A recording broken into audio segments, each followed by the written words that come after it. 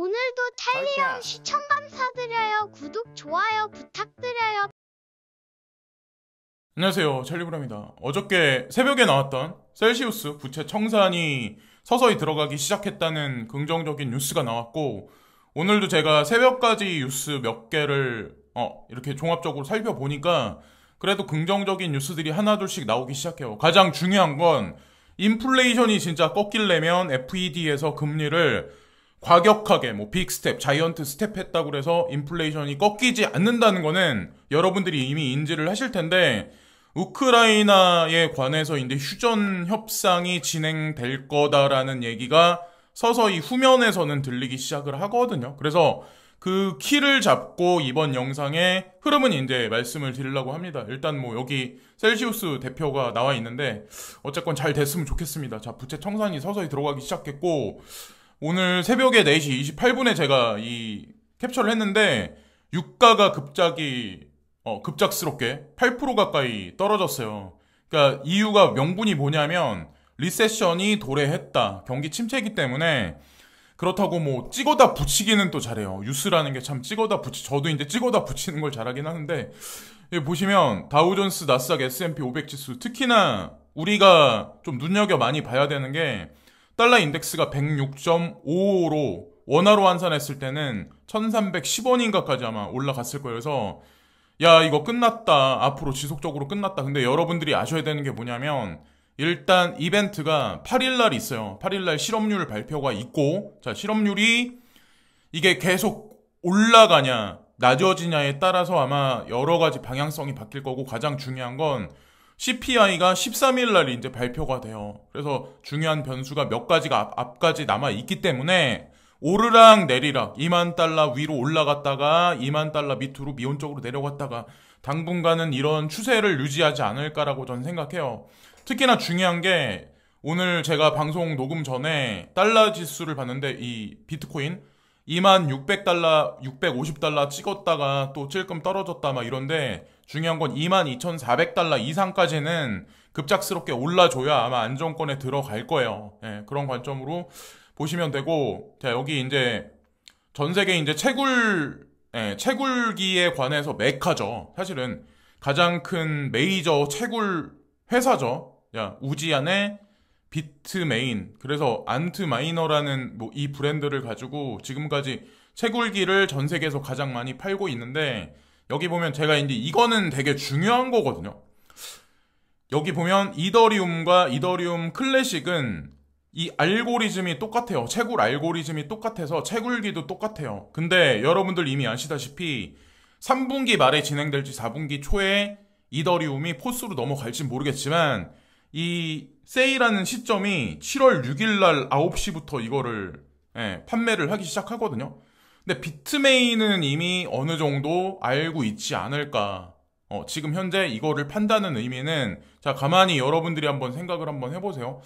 과연 이게 연기가 될 것인지 아니면 연기가 안 될 것인지 명확하게 제가 말씀은 못 드리겠지만, 가장 중요한 건 만약에 온타임에 이 포스가 전향이 된다면 이 채굴기로 이더리움 클래식 쪽으로 엄청난 해시파워가 채굴자들이 몰려와서 엄청나게 급상승하지 않을까라고 저는 생각을 합니다. 해시레이트도 올라가고 이런 식으로. 그래서 가격적인 퍼포먼스, 거기다가 이더리움 같은 경우는 포스로 전향되면 묶이는 양이 있기 때문에 이더리움도 거세나마 어떤 그런 게 있지 않을까, 가격적인 퍼포먼스가 있지 않을까. 그래서 제가 지금 생각을 하는 게, 이 채굴하고 관련돼서 저 같은 이제 아마추어 이런 사람 말고 진짜 채굴하고 관련해서 인사이트를 제공해 줄 만한 사람을 이제 섭외를 해서 제가 이제 이렇게 저렇게 한번 해볼까 지금 생각은 하고 있는데, 아직 그분한테 이제 전화는 안 드렸거든요. 그래서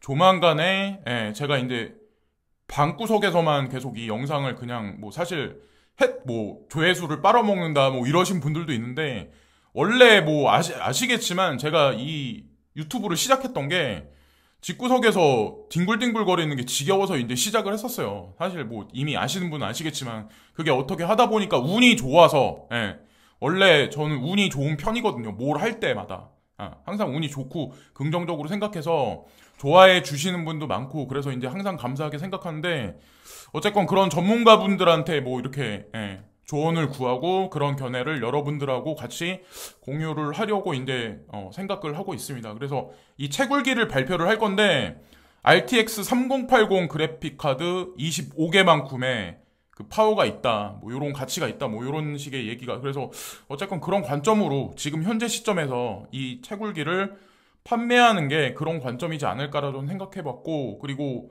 6월 24일인가 여기 보면 안트마이너 G15라고 그래가서 G캐시 전용이죠. G캐시 전용 그러니까 G캐시 전용이라고 뭐 여기 나와 있긴 한데 이거랑 뭐 알고리즘이 다른 비슷한 코인도 아마 이걸로 채굴을 할 수 있겠죠. 근데 왜 이거를 지금 시점에서 이거를 비트메인에서 판매가 들어갔냐 6월 24일 날 이것도 예의주시해서 봐야 된다는 거죠. 이것도 마찬가지로 제 개인적인 견해보다 전문가적인 어떤 그런 사람들의 인사이트를 좀 대입을 해서 바라보시는 것도 제가 보기에는 좋지 않을까라는 생각을 합니다. 그분들의 견해가 더 객관적일 거고 더 명확한 거시적인 방향성을 제공해 줄 거고 제가 아는 상식선에서는 제가 아는 정보로는 향후 3년 후가 돼야 G캐시 같은 경우는 포스로 전향된다고 알고 그러니까 아직까지 기간이 한참 남았죠. 그리고 나서 또 연기될지도 몰라요. 제가 보기에는 3년 후에 100% 된다는 보장은 없죠. 근데 어쨌건 이렇게 뭐 고성능 채굴기를 시판했다는 얘기는 수요가 있을 거라는 거에 관해서 예측했기 때문에 비트메인이 세일을 하기 시작한 게 아닐까라고 저는 이제 생각을 한번 해봤고 이제 오늘 영상의 핵심이 이거죠. 사실은 블룸버그에서 아마 여러분들 이미 어저께 오후에 다 보셨겠지만 저는 이게 분쟁이 휴전으로 일시적으로 들어갈 거다. 가을께 정도에 9월 달에 이게 발표할지 8월 달 중순에 발표할지는 모르겠지만 아마 이 뉴스가 발표가 되면 금융시장 전반에는 아마 가장 큰 빅 이벤트가 될 거예요. 이것에 따라서 9월 달과 나머지 그러니까 7월 달에 이제 발표되는 금리 인상 말고 나머지 두 번의 금리 발표가 더 있거든요. 하반기에. 근데 여기서 이제 만약에 마무리가 잘 돼서 인플레이션이 꺾이기 시작하면 금리 인상의 중단이라는 어떤 그런 뉴스를 우리가 그 제롬 파월 연준 의장 입에서 들을 수도 있다는 거죠. 금리 인하까지 가려면 내년 어느 시점까지 가야 되지만 자 어쨌건 일시적으로나마 시장이 어느 정도 긍정적으로 돌아가면 자 우리는 거기서 수익 실현을 해야 된다는 거죠. 왜냐면 일시적으로 상승할 확률이 높기 때문에. 그래서 여기 나와 있는 거대로 다시 재건하는데 65빌리언만큼의 돈이 필요하다. 이게 뭐 몇백조 정도 된다고 하더라고요. 하여튼 엄청난 돈이죠. 자, 그래서 뭐 그거를 뭐 러시아 뭐 금융 제재해서 묶어놓은 어떤 그런 자본 같다. 뭐 그래서 이것도 아마 중간중간에 뭐 말들이 아마 되게 많을 거예요. 근데 어쨌건 큰 흐름상에서는 그런 관점으로 보시면 어떨까라는 생각하고 또 하나 7월 5일날 9시 11분에 나온 뉴스인데 금리를 올려도 못 잡는 미국 물가 중제품 관세 인하 곧 발표. 그러니까 악재도 몰려오지만 호재거리 뉴스도 같이 몰려오는 거죠. 근데 여기 나와 있는 거대로 곧 발표라고 써있죠. 곧 발표. 그러니까 곧 발표라고 얘기해서 뭐 이게 하루 이틀 사이는 아닐 거예요. 분명히. 근데 다 종합적으로 영향을 미칠 거라는 거죠. 왜냐면 그 중국 같은 경우는 시진핑 주석의 3년임을 위해서 민심을 잡기 위해서 그리고 미국 같은 경우는 중간선거 얼마 안 남았어요. 지금 지지율이 땅바닥 끝까지 떨어져 있기 때문에 뭔가 그들을 위해서 권력자들을 위해서 해법을 제시해야 되지 않을까라는 생각을 한번 해봤고 중요한 거는 독일이 다음 달에 경제지표가 역성장으로 무너질 거다. 독일이 무너지면 유럽은 끝장이 나요. 그래서 어떤 금리 인상한다 이런 얘기가 되게 많았었잖아요. 유럽 같은 경우는. 근데 결정적으로 어떤 게 나왔냐면 유로가 투자자들이 이 지역의 경기 침체 위험이 증가함에 따라 ECB가 금리 인상에 대한 베팅을 축소하면서 미국 달러에 대해서 20년 저점으로 하락을 했다. 유로화가 0.9% 하락을 했다. 그래서 2002년 12월 이후 최저치를 기록을 했다. 그래서 금리 인상한다고 시장에 협박을 줬다가 지금 다시 꼬랑지를 내리고 뒤로 빠졌어요. ECB가. 금리 인상 못해. 경기 침체이기 때문에 그런 거죠. 미국도 마찬가지라고 이제 전 생각을 하거든요.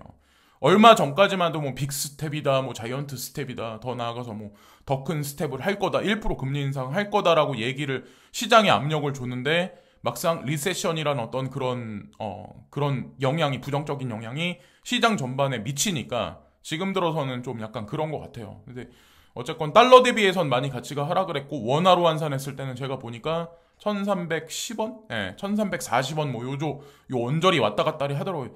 근데 그 아이러니한 거는 원화가 예전보다는 그래도 가치가 많이 올라갔다는 걸 제가 느끼는 게, 옛날 같이 우리나라가 되게 못 살 때, 예, 지금보다 경제 성장률이 많이 저조할 때는 아마 유로화가 1700원대, 1800원대 이렇게 예전에 그랬던 적이 있었거든요. 유로화가 1유로당 1700원, 1800원 막 이렇게 된 적이 일시적으로 있었거든요. 옛날 생각이 나네요. 예. 그래서 그리고 이제 저한테 어저께 이제 댓글 달아주시는 분 중에 달러가 뭐 위기라는데, 달러가 지금 뭐 인덱스가 106 올라가서 106까지 올라가고 원화로 환산하면 1310원이다, 뭐 말도 안 되는 얘기.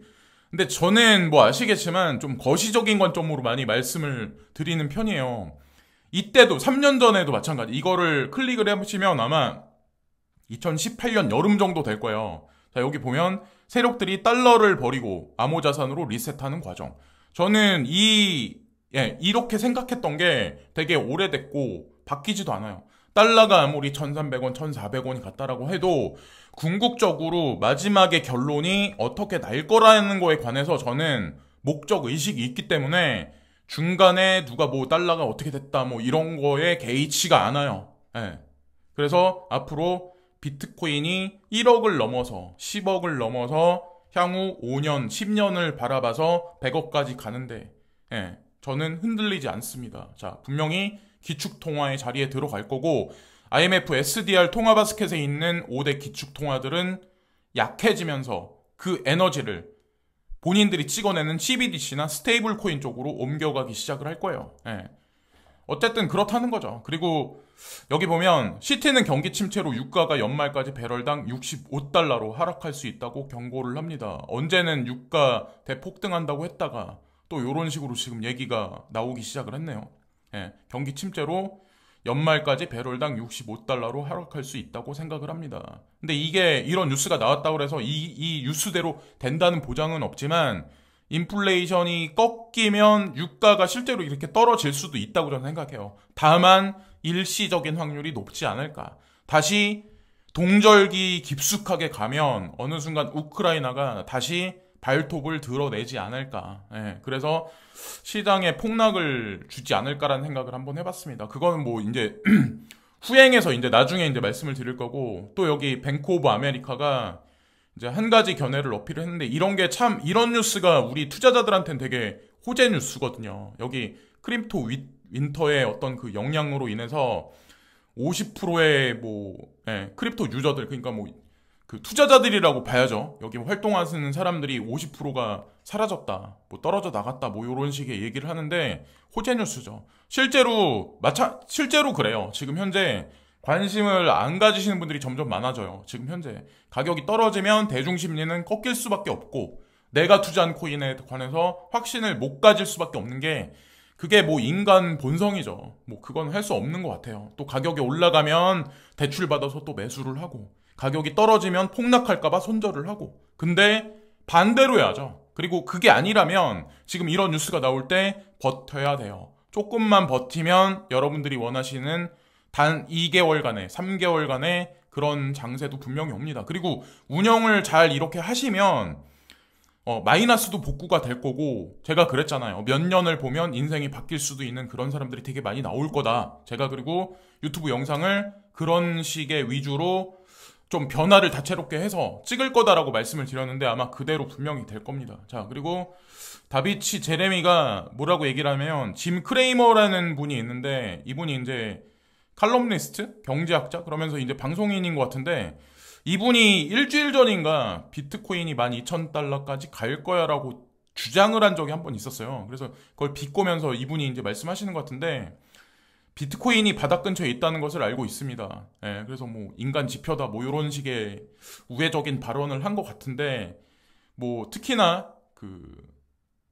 하여튼 그렇습니다. 예, 그걸 말씀 또 드리고, 달러 인덱스가 이 사람이 얘기한 것 같이 2022년 들어서 뭐 105까지 106까지 치솟았어요. 그래서 언제까지 올라갈지 모르겠지만 급격한 상승은 급격한 하락을 도모한다는 거를 여러분들이 인지를 하셔야 돼요. 예, 여기 보시면 아시겠지만 달러 인덱스의 급격한 상승은 급격한 하락을 도모하고 급격한 상승은 급격한 하락을 도모했었다는 거, 이거를 절대로 잊으시면 안 된다. 그런 관점에서 이제 이걸 보여드린 거고, 2022년 하반기에 우리가 일시적으로 익절을 할 수 있는 구간이 분명히 올 거고, 일시적이라는 그런 말씀을 제가 강조해서 드리는 거는 다 이유가 있는 거고, 2023년도 되게 중요한데 2024년이나 돼야 뭐 2025년이나 돼야 뭐 진짜 상승장이 온다라고 말씀하시는 분들도 분명히 있어요. 근데 중요한 거는 그 금리 인하 시점을 2023년 말기에서 2023년